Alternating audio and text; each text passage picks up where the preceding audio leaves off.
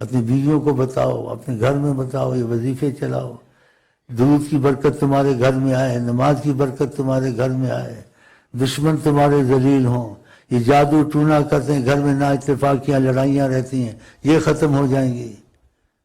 آقا جی نظر سے ہی نکال دیں گے یا کسی کو کہہ دیں گے اس کے سے پڑھ لو کچھ نکل جائے، ایسا بھی کرتے ہیں۔ اگر ان کا ہو جائے تو قسمت کی بات ہوتی ہے نا، تو ایسا بھی کرتے ہیں، کسی کو کہہ دیتے اس کے لیے کچھ پڑھ لو۔ تو تم کو یقین ہونا چاہیے نبی کریم حیات النبی ہیں، موجود ہیں، تو آپ کیوں شک کی مزاج بنے ہوئے ہیں؟